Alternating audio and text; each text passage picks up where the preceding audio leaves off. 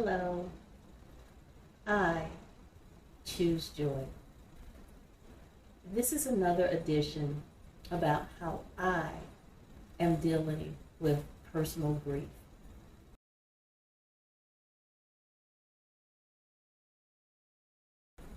If you've watched the first episode that I put together for Thanksgiving, it was my first Thanksgiving without my daughter as she passed this year. They found her body on May 31st, 2021. I talked to a lot of people after she passed about protecting my peace. They couldn't understand what I meant, so I had to really show them. Because she died of suspicious circumstances and there is an investigation going on, a homicide investigation going on, that's tough in itself. To lose a loved one and you know what happened to them is hard. But to have unanswered questions and to have a death investigated is even harder. So when I told people I had to protect my peace, I would talk about everything that involved all the suspicious things that were going on until they found her body. And everybody knew, family, friends, everyone. At 5 o'clock, I cut it completely off. That was my time to heal my mind and meditate. I did that so that I can continuously renew my strength.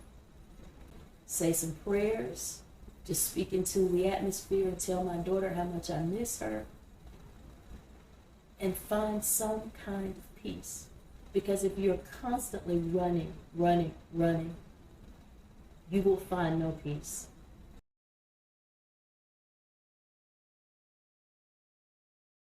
During one of my meditations, I had gone back to work and I just stood outside to take a breather and to just calm myself down.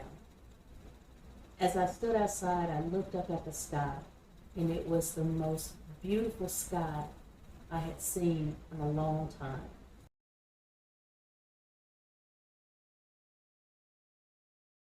And I just stood there staring.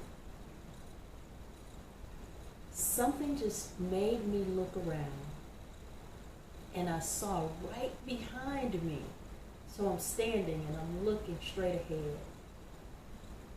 I turned around and looked right behind me, and the clouds were gray.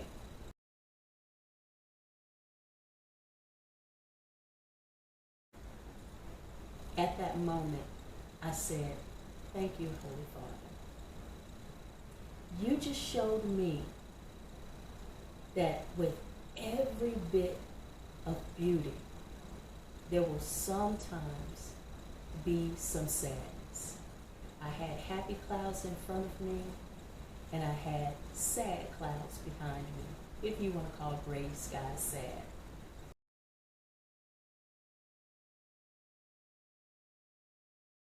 As you know from the first video, God gave me a word that said, "Earth has no sorrow that heaven cannot heal."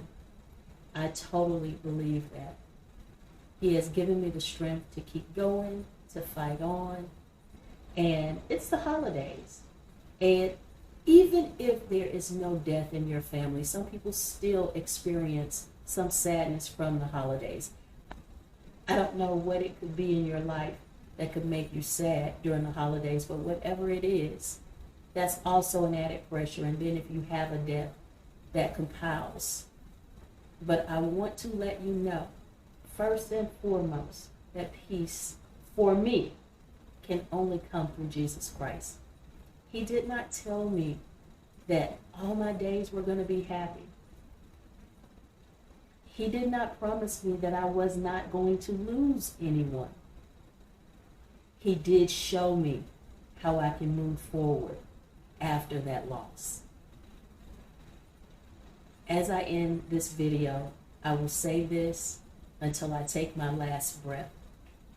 I will get justice for my daughter. That's number one. Number two is you can't help anyone else if your peace has been disturbed. Because we have to remember, I have 2 sons. They're not gone. They're still here. Whatever you need to do to protect your peace, please do that. I would also encourage you to seek God, because only God can heal your mind, your spirit, and your body. You don't have to take it from me. I'm just telling you what I'm doing and what helps me to go on each day. I pray that this video will be a blessing to you and that you'll pass it on to someone else. Until next time, bye.